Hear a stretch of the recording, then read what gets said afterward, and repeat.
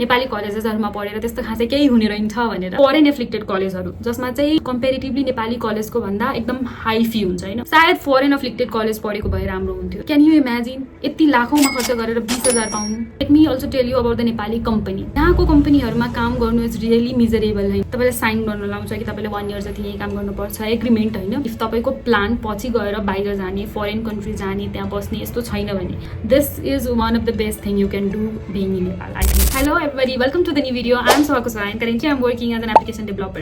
So आजको भिडियोमा we are going to discuss about 5 mistakes जुन चाहिँ each and every नेपाली स्टुडेन्ट्सहरुले गर्ने गर्दछ.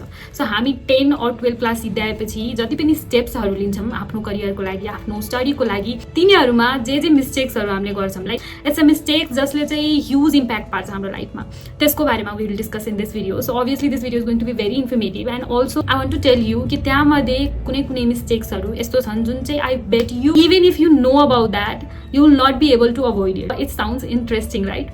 So watch this video till the end to know about it. Now let's go.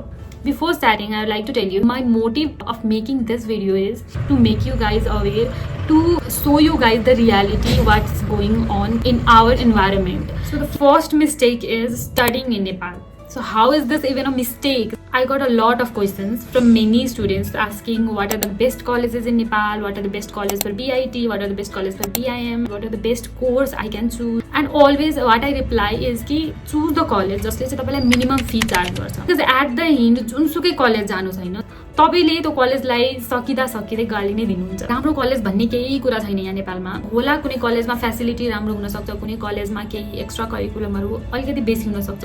But जे जति गराए पनि लास्टमा तपाईलाई त्यति स्किलफुल बनाउँदैनन् कि तपाई एउटा ढंगको एउटा जब पाउन सक्नुहुन्छ मार्केटमा. So what I am trying to tell you is कि try to invest your money in the right place. केही पार्टहरु छन् जुन चाहिँ कलेज गएर डेभलप हुन्छ. म मान्छु त्यो कुरालाई. जहाँ गए पनि तपाईले आफैले आफूमाथि काम गर्नु नै पर्छ. आफैले आफ्नो स्किल डेभलप गर्नको लागि मेहनत गर्नै पर्छ. सो त्यसैले try to search a college जसले चाहिँ मिनिमम फी चार्ज गरिरहेछ. र यो कुरा भन्दा there is another thing about foreign affiliated कलेजहरु जसमा चाहिँ कम्पेरिटिभली नेपाली कलेजको भन्दा एकदम हाई फी हुन्छ हैन. मैले कलेज जोइन गरे अनि त्यसपछि पढ्दै मेरो दिमागमा पनि यस्तो कुरा आएको थियो कि सायद फरेन एफ्लिक्टेड कलेज पढेको भए राम्रो हुन्थ्यो किनभने अब यही पढिरहेछ भने पनि यहाँको कलेज भन्दा पनि फरेन एफ्लिक्टेड कलेजेसहरु छ जसले हामीलाई लाइक नेपाली कलेज भन्दा अलि बढी चार्ज गर्छ बट फरेन टाइपको हामी पढ्न त सक्छौं भनेर हैन. But I have like seen त्यस्तो पर्सनहरु जो चाहिँ फरेन एफ्लिक्टेड कलेजमा पढेर पनि केही गर्न सकिरा छैन यहाँ. तिनीहरु पनि त्यस्तो स्किल्ड भएर निस्किन सकिरा छैनन्. नि बसेर पनि हेर्न सक्छौं अलिकति रमाइलो छ तिनीहरुको लाइफ, अलिकति चिल छ तिनीहरुको लाइफ. सधैँ एक्जाम दिइराख्नु पर्दैन हाम्रो जस्तो. अब तिनीहरुको कोर्सहरु हुन्छ नि कि हाम्रो खाली ट्रेनिङ हुन्छ, हाम्रो प्र्याक्टिकल बेस हुन्छ, हाम्रो यो हुन्छ त्यो हुन्छ. एउटा ल्याङ्ग्वेज पिक गराएर 6 महिना यसमा मात्र ट्रेनिङ दिन्छौं भनेर पनि हुँदैन कि उनीहरुको एउटा सेमेस्टरमा 5 वटा ल्याङ्ग्वेज छ. सुरुमै पाइथन पढाइदिरहेछ. How you will make a person skillful in 5 different field, त्यो पनि 3 महिना और 4 महिना पढाएर 5 वटा ल्याङ्ग्वेज छ, 5 वटा डिफरेन्ट टुल्सहरु तिनीहरुलाई डाउनलोड गराएर 5 वटा डिफरेन्ट प्रोजेक्ट्सहरुमा काम गर्न लागिरहेछ. सो त्यसैले इफ तपाईले इन्भेस्ट गरि नै राख्नु भएको छ भने नेपाली कलेजमै इन्भेस्ट गर्नु, कम इन्भेस्ट गर्नु र त्यसपछि कलेज जोइन गर्नु जुन कलेज जोइन गरे पनि. र इफ फरेन एफ्लिक्टेड कलेजमा जोइन गर्न मन छ हैन मलाई पनि तिनीहरुको त मर्निङ क्लास गराउँछ होला, कम टाइम पढाउँछ, त्यसपछि तिनीहरुको इयर पनि 3 इयर्स मात्रै हुन्छ आई गेस हैन.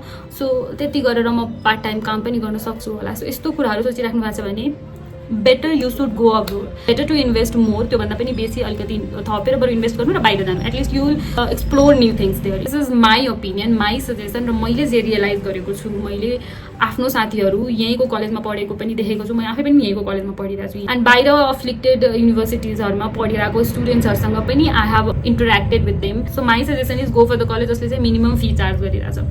That's next one is jobs in Nepal. So jobs in Nepal is really miserable. Like first thing, the job खोज्नै गाह्रो छ, जब पाउनै गाह्रो हुन्छ. यति टाइम लाएर यति टाइम इन्भेस्ट गरेर हामी कलेज जान्छौं, त्यसपछि आफैले पनि इन्स्टिट्युट जोइन गरेर और घर बसेर आफैले पनि केही स्किल सिक्छौं हैन. त्यसपछि जब खोज्न जान्छौं जब पाउँदैन. र इफ पाइहाल्यो भने पनि 5000 10000 15000 20000 यो अमाउन्ट अफर गर्छ. हामी कलेज जान्छौं लाखमा इन्भेस्ट गरेर पढ्छौं, त्यसपछि इन्स्टिट्युटमा कति धेरै पे गर्छौं सिक्नको लागि. कुनै कोर्स अनलाइन इफ किनेर अनि त्यसपछि पढिरहेछौं भने त्यसमा फेरि पे गर्छौं हैन. र जब जब लिन जान्छौं त्यतिखेर हामीलाई 20000 दिन्छ. लाइक 1 इयर कम्प्लिट भयो भने 1 वर्षको बल्ल फुल टाइम काम गरेर सिधै आयो भने 30-40 पुग्ला मुस्किलले. This is the reality. How much you will get paid जब तपाईले फर्स्ट जब पाउनुहुन्छ यति स्ट्रगल गरेर पढेपछि. त्यसको बारेमा भन्दैछु मैले. Let me also tell you about the Nepali company. Nepali companies are like कस्तो नराम्रो हुन्छ होइन, तपाईँको मेन्टल, तपाईँको फाइनेन्सियल, तपाईँको सबै स्टेबिलिटीलाई डिस्टर्ब गर्ने खालको कम्पनीहरू हुन्छ होइन। So it's almost like more than 1 year मैले यो फिल्डमा एन्टर गरेर लाइक काम गरिरहेको। 2टा कम्पनीमा मैले अहिलेसम्म काम गरेँ एन्ड गर्दैछु।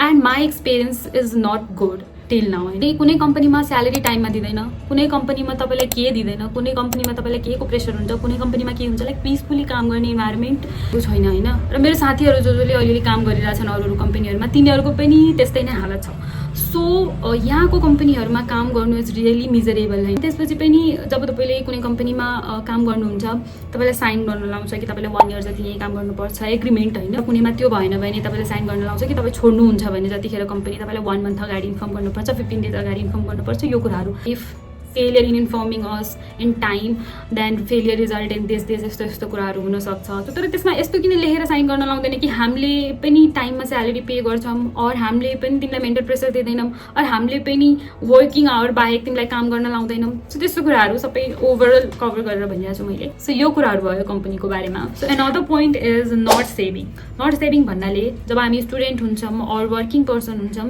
सो हाम्रो पैसा सेभ गर्ने ह्याबिट हुँदैन सुरुदेखि नै। हामी के सोच्छौँ भन्दाखेरि अहिले त म स्टुडेन्ट छु, जब म काम गर्न थाल्छु त्यतिखेर सेभ गर्छु भनेर। त्यतिखेर इफ मैले मन्थली 25,000 अर्न गरेँ भने 5,000 म्याक्सिमम खर्च गरेँ होला, 20,000 पनि मैले मन्थली सेभ गरेँ भने 5 महिनामा मेरो 1 लाख हुन्छ भनेर। सो त्यस्तो सोच छ, मैले त्यस्तै सोच्ने गर्थेँ र अहिले म काम गरिरहेको छु र अहिलेसम्म पनि मेरो केही त्यस्तो सेभिङ भएको छैन। हामी स्टुडेन्ट हुने बेला हामीले एक्स्ट्रा मन्थली 1,000 जति त खर्च गर्छौँ होइन। सो एक्स्ट्रा खर्चको कुरा गरिरहेको छु मैले, खानामा घुम्नमा और यताउति। सो त्यो 1,000 हामीलाई थाहा पनि हुँदैन। फेरि त्यो 1,000 हामीले सेभ गर्न सक्यो भने believe me or not that saving habit will help you a lot in future. So कतिखेर हामीलाई चाहिन सक्छ त्यो कुरा मैले यहाँ एक्सप्लेन गरिराख्दा पनि तपाईँहरूले थाहा नै छ पैसाको कुरा। Just I am trying to say कि सेभिङ भन्ने एउटा ह्याबिट हुन्छ जुन चाहिँ डेभलप गर्न एकदमै जरुरी छ जुन पनि स्टुडेन्टको लागि।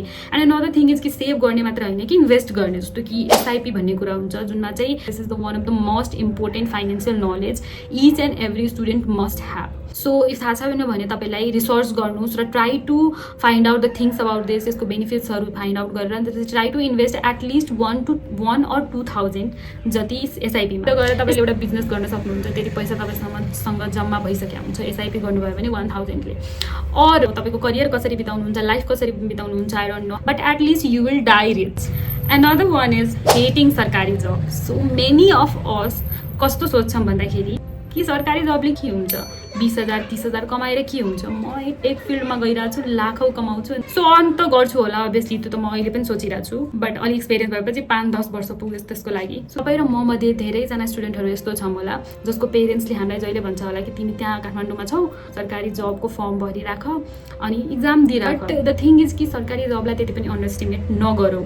हामी जबसम्म यो कुरा रियलाइज गर्छौँ र अरूहरूलाई हेर्छौँ नि त्यो फिल्डमा गएको, त्यति बेलासम्म हामी सबैले यो कुरा रियलाइज गर्छौँ नै गर्छ। त्यसमा पनि ट्राई गरिराख्दा राम्रो हुन्छ। इफ तपाईँको प्लान पछि गएर बाहिर जाने, फरेन कन्ट्री जाने, त्यहाँ बस्ने यस्तो छैन भने this is one of the best thing you can do being in Nepal. If business गर्ने पनि प्लान छैन भने so consider this also business. The last point is the hurry for the job. जति सोचिराख्नु भएको छ मेरो कलेज लाइफ अहिले एकदम नराम्रो छ, डेलीको कलेज जानु त्यसपछि केही पनि नगर्नु, न पैसा छ न केही छ, त्योभन्दा पनि वर्स्ट हुनेवाला छ when you are going to work. जति इन्जोय गर्ने टाइम छ त्यो बेला आफूलाई लाइक माइन्डमा हुनुपर्छ कि मलाई जब गर्नु छ, जब खोज्न छ, बट सँगसँगै इन्जोय पनि गर्नुपर्छ कि। र मलाई थाहा छ जति नै मैले यो कराएर भने पनि try to peace out, don't worry, अनि त्यसपछि जब पछि खोज्नु, अहिले तिमी रमाइलो गर, जति नै भने पनि तपाईँहरूले यो कुरा सुन्नुहुन्न, मैले पनि कसैको सुनेको थिएन। सो त्यो हुन्छ नै माइन्डमा। त्यसैले मैले सुरुमै भनेको थिएँ कि कुनै कुनै मिस्टेक्स त यस्तो छ तपाईँले अभोइड गर्न सक्नुहुन्न भनेर। So let me clear you one thing, जति पनि कुराहरू मैले मेन्सन गरेँ आजको भिडियोमा,